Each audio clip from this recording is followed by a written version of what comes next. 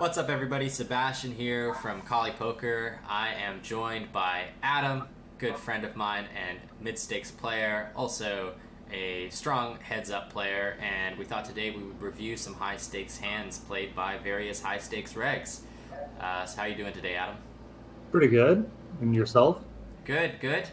We had some struggles with OBS, but it looks like everything is good to We go. got it going, yeah.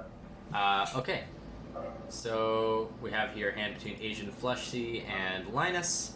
It looks like we are 100 effective. hmm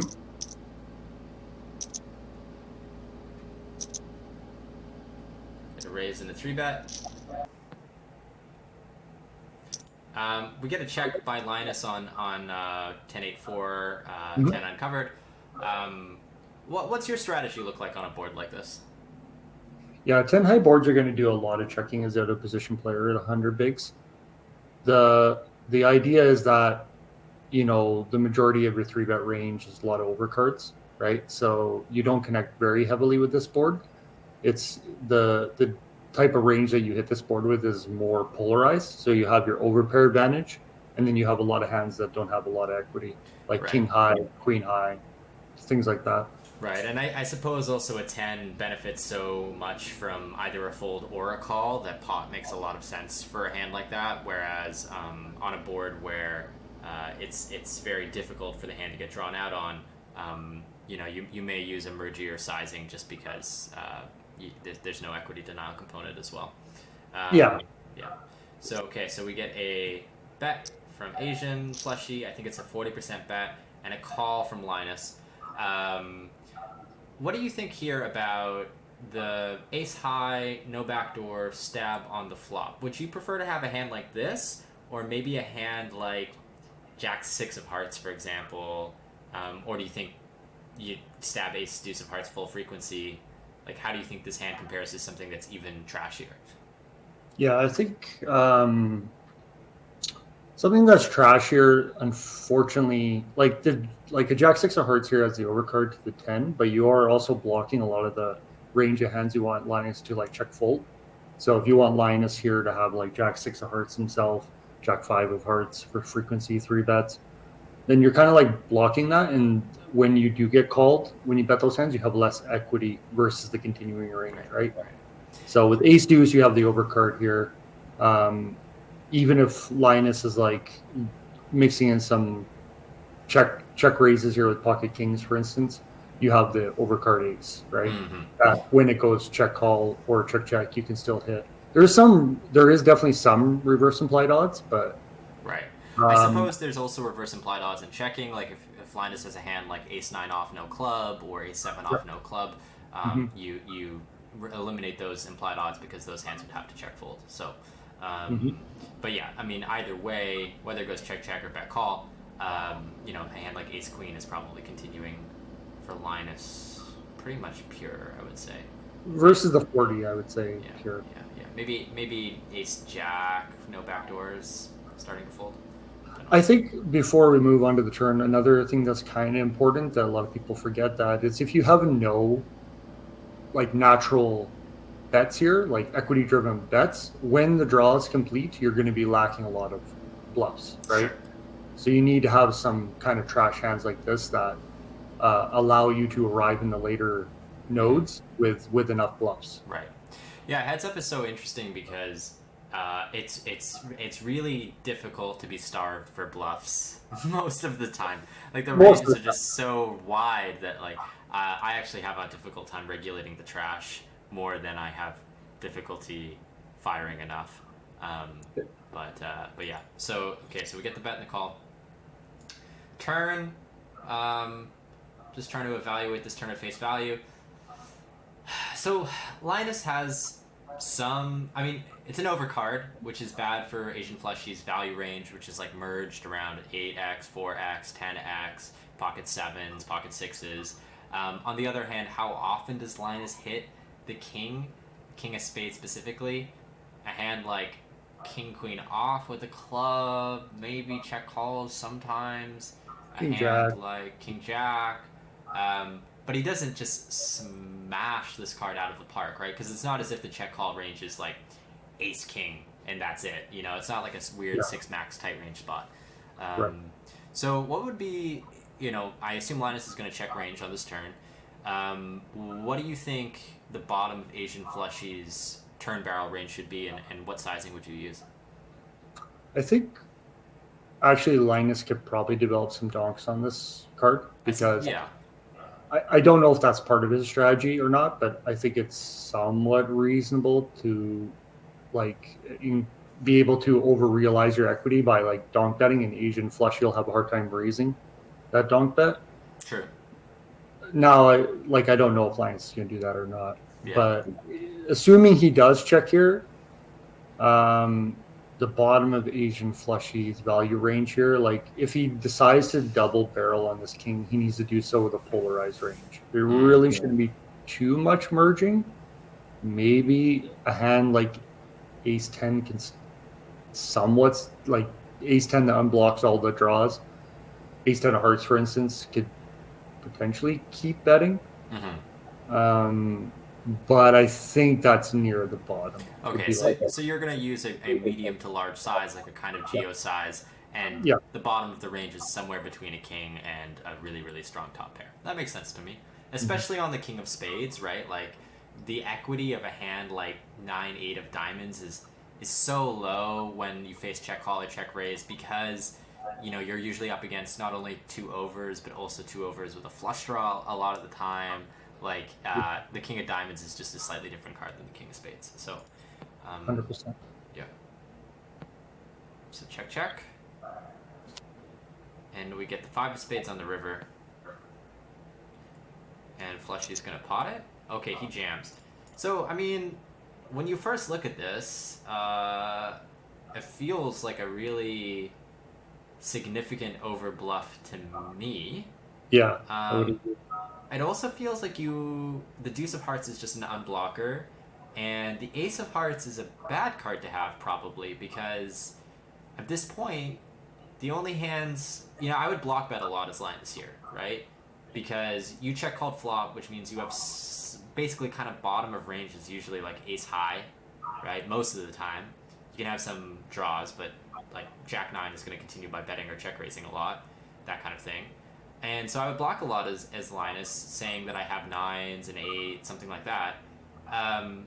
The hands that feel too weak to block and too strong to bluff are going to be like ace jack, ace queen. So I feel like the ace of hearts is bad. You don't have a spade, which I think you easily could.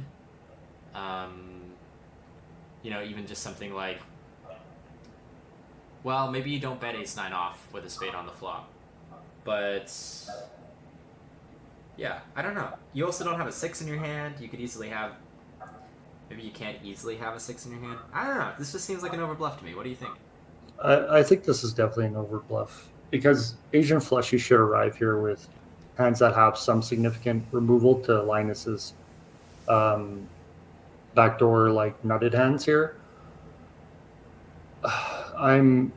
This jam. I mean, practically, it's difficult to deal with, but I don't think it's a thing. If I had to guess, I don't hate the jam in the sense that I think it's easier for Asian Fleshy to have backdoor spades than Linus. I think it's impossible for Linus to have 6-7, and it's feasible for Asian Fleshy to have it. And I think that it doesn't really make sense. It could be okay for Asian Fleshy to go bet check bet with, you know, a 10 or something like that, but it's a little dicey. And so it doesn't really make sense to reopen merge that much. Like, it's pretty acceptable to reopen polar. For all of those reasons, I don't necessarily hate the sizing. But no, I think he could play some all-ins, but I just don't think this is the right selection. Yeah, it doesn't seem like it to me either. I'm trying to think. Linus is allowed to fold a lot here, given the, you know, it's like 2.2x pot. And these guys have played more hands versus each other than almost any other, like, nosebleed regs. So there's probably some meta going on that we're not privy to. So I would imagine that kind of is playing into it a little bit. But also, like they are still human, so it could also just be the fact that he got it wrong. Like he thought that this has good, unblocker removal. Linus is gonna have a hard time calling, and you just got the combo selection wrong. It's hard. It really just comes down to, I think, how often you have a hand like Queen Jack offsuit with the Jack of Spades that gets to the river. I think if you stab it on the flop, you definitely have tons of that. So, but maybe you don't stab it on the flop. I'm not really sure. And then for Linus, I don't actually think it's that difficult for Linus to deal with, just in the sense that when someone's this polarized, it's very easy to think which hands block the value. A 7 is good, a 6 is good, a spade is good, right? 2 unblockers, 2 pair is good. And then also psychologically, Linus is not going to be concerned about the pressure. So he's probably just going to, kind of be pretty good at evaluating that his blockers are okay, and then be pretty good at asking whether Asian is gonna under or bluff this line. So, I'm not sure about this one. So let's see what Linus looks him up with. Probably something with a spade would be reasonable if he ends up calling. Yeah, 9s of the spade. 9s of the spade. Which seems like a bit of an overcall to me. I would say this is probably a low frequency call or a pure fold, even with the spade. The 9 of spades is nice, I guess, but I mean, you can just as easily have something like King 4 suited for 2 unblockers, King 8 suited for 2 unblockers. You can even check call with something like Ace Queen off with the Ace of Spades, Ace Queen off with the Queen of Spades.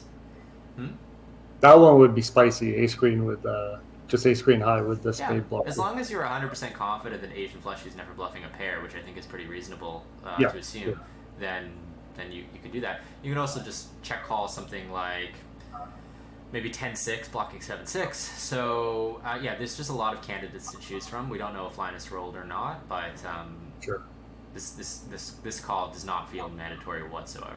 So they're playing 10K with ante, so it's like similar to 20K. 10K with ante, we're 140 deep. We get an open, very small size. I don't study heads up with ante, but I would imagine you do very little 3-betting against this and a lot of calling. I can't imagine you're allowed many folds. We do see the 3-bet this time. I would have to assume that this is supposed to be very low frequency. Maybe 15% or something, just because it really, really, really changes things when you have a smaller open, and it really changes things when you have an ante. You really are just getting such a good price that every time you 3-bet fold, you just have to have a little funeral for your suited hand, and you bring your whole family, and you get a priest out to say some last words and stuff. 100%. Your 3-bet range should be on more polar than in a non-ante situation. So we got the 3-bet in the call. Steve flops the dummy into the gutter with no backdoor. So I personally would just play small bet on this board, just around any pair, even something like Ace King, kind of value betting, and not being too incentivized to pile in a spot where both players have a reasonable amount of trips. Does that make sense to you? Yep. Okay. I think that's right. Yeah. And it would for sure be an inaccuracy to bet every time, but you could probably get away with it for most mid-stakes players. Yeah, you'd probably get away with it. I think it's very minimal EV regret if you do a range bet. Right. So quarter pot here, which also makes me think it's probably a range bet as opposed to 33 or 40. We get a call, and we get the king on the turn. I think I like block. Both players have straights. Your boats don't need any denial. You spike the king slightly more than Nuno does. And I just still think that if you pile with any one pair hand, like aces, ace king, it doesn't make a lot of sense to me. So what do you think about block around like queen jack plus here? Yeah, I think playing in the region of the range where you still have an advantage makes a lot of sense, right? Like you said, full houses are kind of shared between both players. The strongest full houses are obviously with Steve. So that makes me think like you probably could have a split strategy here of small bet and some frequency of large bets, it would be very difficult to do it correctly. But it likely is part of an equilibrium, since you do have a small portion of nutted hands that Nano doesn't. But yeah, like I think if we're trying to just play a more simplified strategy with one size, I think we want to play in the small to mid size bet region, like 40% pot or something. Yeah, I might even bet jacks almost here for a very small size, like B25. I don't know. That's just my instinct. Yeah, there's like very few boats for Nuno. There's one combo of King 10 and one combo of Queen 10, and that's it. And then for Steve, there's three combos. I mean, maybe quads for Nuno as well because they're so deep. And then Nuno's got same Queen 10, King 10 stuff. He's got all the queens, all the kings, especially if the range is as polarized as it should be. And both players share Jack 9, Ace Jack. Yep. So that's my intuition. I could be totally off, but I don't mind block, merge on the turn. Yeah, I think it's reasonable. Okay, so we do get like a semi-polarized bet here, and I just don't like this. It feels like a half measure. It does. It feels like if you are going to say you have a nutted hand, then you should go geometric. Yep. And I don't understand what hand in the range wants to bet this size but doesn't want to go geometric. Yeah, it feels a little lazy, right? Or just standard. So maybe Steve is a reg. I don't recognize this player. So it could just be lack of experience as to what you should be trying to do with your range in this situation. Yeah. I mean, he's a human being. He might have just twitch clicked the button. Maybe he thinks something like Jack 9 wants to go B66, B66. Really fancy advanced players, they manage to do this thing that I hate doing, which is they set up for like 80% of stacks, and then they bet just the maximum their hand is worth, and then put themselves in this incredibly sick spot facing a jam, on the river with $2,000 behind or something, potentially. But maybe that's what's going on. I don't really get it. So we get this size and a call. What do you think the bottom of Nuno's calling range is here? Yeah, I think once he faces this 2/3 bet, he has to be somewhat selective, right? Like there's going to be some condensing of his range now. He has to shed quite a few combos. But I would say Steve is saying that he's, somewhat polarizing, if we will. So I think blockers are important. So I think he's going to call with Queen X, King X. I think he's going to fold most of his under pairs, pocket pairs I call the range bet. They'll just be folded on the king since their equity realization is going to be very poor because Steve on this board will continue to fire the river very often. So it's not like you just get to call here with pocket sevens. No way. And then you're going to face a lot of checks and get to realize equity. That won't be the case. You're going to face a lot of barrels, right? So he's going to fold a lot of parts of his range. So I think he's going to call with like Queen Jack, King Jack, suited King X that he floated with backdoor that made top pair. And then I would say he's also going to have a fair amount of traps, if I had to guess. Sure, I'm never raising this turn. Exactly. There's no real incentive to raise at this point when your opponent is polarizing with your like nutted hands. You kind of just want to let him keep going. I think you're like borderline drawing dead, or if you're raising, they're snap folding, or they're drawing dead. It's like you could not have a more clear spot not to raise, I think. That's right. If I was playing this hand versus Steve and I was really locked in, I would kind of suspect that it was either a bluff or aces. Like a hand that feels like it wants to bet, but like it just doesn't really want to just slam in all the chips. I feel like that would be kind of what I'd suspect Steve had. Yeah. So, okay, so we get an 8 on the river, and now Steve, it doesn't make sense. Doesn't make sense. Well, I mean, he's representing a very polarized range here. Yeah, I know. No.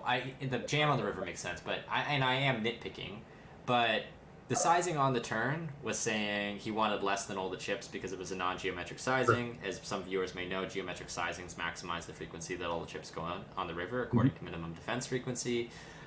It seemed like he was kind of merging the turn, sort of. And on the river now, he's saying, never mind, I wasn't merging. I had the nuts the whole time. If you're really Yes. locked in and you have quads, do you not lock in enough to hit the pop button, like, and then try to just maximize the frequency all the chips go in? I Hmm. Seems a little bit sus to me. It is, and also like the thing is when Nano calls your turn bet here, you can't just fire everything on the river because you're no longer in a situation where you're holding an equity advantage once Nano's continued. You have the polarity advantage at the very top, but the overall range below that is a Right. Nano. So And you can't just fire. you're afforded more bluffs when the bluffs have equity when called. When you get to Mhm. the river, all your bluffs have 0 equity, and so you need to have less bluffs in order to make Nuno's bluffs indifferent, Yeah, exactly. or bluff catchers rather. And so yeah, I mean, whatever. I mean, the 8 is totally irrelevant in my opinion. I guess it blocks 10-8 of hearts, but other than that, it doesn't do anything. Yeah. And the Jack is kind of okay, I guess. It blocks Ace Jack. Um, It also blocks, but like I think Queen Jack, King Jack are indifferent to call here. yeah, So there's maybe a neutral factor happening where you're blocking totally. some of the folds, but also blocking some of the calls. So maybe that's not super relevant. Mm-hmm. Mm-hmm. Um, but yeah, like if Steve is just firing, like if he just decided to fire here all the time, then he's going to be in trouble because he's just going to lose a lot to the traps more than he should, right? Yeah, yeah, yeah, yeah. So we'll see what Nuno looks him up with here. I hope it's something sick. I hope he just gets punished by, like, I don't know, King 3. King three, yeah, maybe. Okay, so Pretty trip down. reasonable call. Yeah. Not too difficult. Okay, so Cayenne has the Collie Poker Dust Off special here with the double backdoor. So this is, I have 5 high and a diamond. Like, how do I not go broke here? It's such a cooler. Um, but yeah, no, I mean, in all seriousness, it is a pretty attractive hand to put in quite a few chips on a lot of runouts, starting Sure. on the flop, just because it has no. There's very few hands that dud check calls that interacts with Cayenne's hand in a negative or positive way. So if you have something like 10-8 and you bet the flop small and you barrel the turn, you're blocking folds like 10-7. In this case, it's just a very clean hand. So, okay, we see a pot size bet, which makes some sense on this board. Overpairs Jack X, just trying to shrink the SPR and get paid while they can. Mhm. Put a lot of hands in tough spots, like medium strength draws and bluff catchers. And we get the call. And we just get the gin turn for our hand. Don't you feel so great? Don't you feel so great when the turn is a deuce? It does feel pretty good. I mean, it's better than if you had deuces. It's just so beautiful. It's just, So we know where this is going. yeah, Once you see this dude. it's going in the middle. He's got the nuts. So Cayenne overbets. Yep. That calls. Reasonable. Are you ever check jamming the turn is dead? Probably, right? Single raise pot. Yeah. He potted the flop though, so the SPR is getting. I mean, it's. I don't think so. I don't think we play any check jams because Cayenne's range is like heavily polarized here. Like, sure, he does have some like draw type hands like this, but if he has when he pots the flop right with jacks, nines, threes, and you just like check jam, like your range has like pocket threes, and that's and not even pocket deuces. Like you're folding the flop versus a pot. Don't you I have mean, 3 maybe suited, 9-3 suited, Jack 3 suited, Jack 9 off? yeah, but I think those you could be right. Like maybe you can develop check jams. It feels like the SPR is a little bit too high. Like check raises, yes, you could, but check jams. But I think like for the most part, if you play call only versus the overbet, there's not really much EV regret. Yeah. Because he's going to continue to keep going. You can just play call fold. Yeah. Okay, we get the Gin River for Cayenne. So, I mean, this is a nice river because you have the diamond. Not that it's a super important diamond, but it blocks 9-5 of diamonds. That's it, right? 9-5 of diamonds. Can't think of another one. 5-4. No, you're 3-betting 5-4. So no, that's Yeah, 5 deuce of diamonds. I think basically 5 diamonds. every Yeah. other, maybe something like king 5 of diamonds that didn't 3-bet. Yeah. I think queen 5 of diamonds would have to fold the turn. So you block 3 combos with it. But more importantly, so many of your draws improve to a pair on the river. And dud can hero call a 9 on the turn. So 10-8, queen 10, 10-7, all of those hands improve, which means that you really need to find, you're happy that you have this hand here. Yeah. That being said, you can still easily overbluff. You can have ace 3, ace 4, you can have ace 5, you can have 6-5, you can have king queen. Sorry, you can't have king queen, that's a straight. But yeah, there are some other hands you potentially have.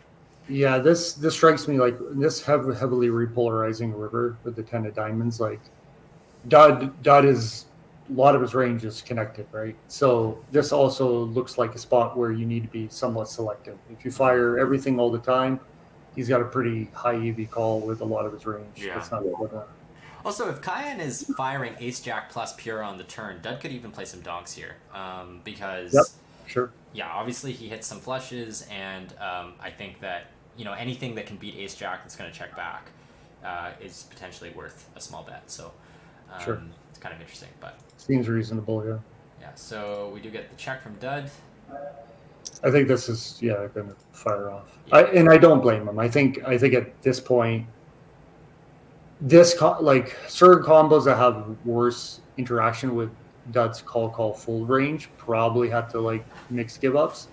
This hand, on the other hand, has very little interaction. Like it does block some of the value hands, like you mentioned, 9-5, king 5 of diamonds, and it's the very bottom of your range. It does unblock a lot of the folds. So I think this hand, I think, probably has to always go for it. Mm-hmm. Well, you just have to be wary of, this is a very, very easy fold for dud against a nitty mid-stakes player trying heads up. Very easy. Most of our pools, because all of their bluffs contain a 10, pretty much, or the vast majority. If Cayenne is the kind of person who is gonna look at ace 8 offsuit with a diamond on the turn and think, this is kind of a sexy hand with the ace of diamonds, I'm gonna bet that one. Then he's gonna look at 4 deuce of hearts on the turn and think, you know what, this could be an interesting hand to bet. And then he's gonna look at, et cetera. Then all of a sudden, you quickly arrive at the river with way too many bluffs. Yeah, it's not hard to have one diamond, right? King 5 off with the king of diamonds. So, yeah, you do have to be a little bit careful. But that's the difference between heads up and 6-max. Like 6-max, you're going to struggle to find enough bluffs, and heads up, like where you have all these offsuit regions, you have to be careful not to overbluff. Exactly. Mm-hmm. So we call. What do you think dud has? I think the bottom of this calling range here is going to be like diamonds are good to hold anything with a diamond. So if he has like king jack of diamonds, not king jack of diamonds, king jack with the king of diamonds, that's a decent hand to call. It removes some bluffs potentially, but it also removes value. Queen jack, same type of thing. Queen jack, king jack. I could even see 9-8 off with an 8 of diamonds, honestly, just in practice calling sickos. Yeah, it could be hands like that, like queen 10 with the queen of diamonds, open-ended, makes a pair. But he's also going to just have he has to call an overbet here on the river, so those will probably be, if Cayenne is controlling his frequencies, they'll be indifferent. Sure. Hands, and then he has like a lot of just easy calls here, right? Like a flush, for instance. Yeah, I don't know if he's got a lot of easy calls, but sure. Yeah, sure. He's going to 3-bet a lot of suited ace-x pre-flop, right? Yeah. And then most flush draws are in real pain on the turn. The only ones that aren't contain a 9 or a 2s, so it's sort of tough. Cayenne's got a big flush advantage on the river, but yeah. Yeah. I don't know, what's the worst flush draw you would call on the turn for dud? Ever. Like not pure fold. You want it to be pretty nutted, yeah. Like the weaker flush draws, you probably have to start folding because they just have very bad. Yeah. Would you? I guess you would probably, if you're not ever check raising, you're gonna have to call 6-4 diamonds, right? Well, okay, that's a like a Yeah. combo draw like that. Sure, uh, Yeah. that hand's probably going to call because it has. Yeah. Yeah. A Yeah. decent Yeah. Yeah. equity. Just pure flush draws, probably nine high, nine high flush draws. Yeah. Here we go. Kyan's all in, and Dud calls, and he's just got the nuts. So that's nice. Well, that was boring. Yeah. But yeah, okay. So that was just three hands to look at for a little bit of fun. Give you guys a little bit of heads up. I know the audience is probably on average more interested in six max, but I don't know. I feel like heads up is where the real test of character comes from. So yeah. Sure, and you can learn so much about range construction playing heads up, right? Like because you're playing such wide ranges, understanding blocker values and unblocker values become quite important in a lot of spots. So yeah. And also this is a classic example of the contrast between the way you and I think. But I think the other thing that heads up teaches you is to really, really be on all the time and be looking for the ways that you're trying to hurt the other guy. Like, it's so easy in 6 max to be like, well, this is standard and this is standard and I just do this here and blah blah blah blah, and he did something kind of weird, but who cares, just moving on, right? Because there's another hand, and there's another fish, and there's another table. Heads up, somebody does something weird, you're like, wait a minute, what does that mean about their strategy? Why would they do something like that? What is the context that's leading to that kind of mistake? And what's the nature of that mistake? And, like that B66 on the turn on Queen 10-10 King that we looked at. And if you can take that kind of attitude and that energy and apply it to 6 max, your win rate is going to go up. So yeah, that's another nice thing about it. All right, thanks everybody that tuned in. Thank you, Adam, for coming on the channel. If you enjoyed what you saw, please consider leaving a like and subscribe. Take care, hug your moms, run good, and have a great rest of your day. Peace.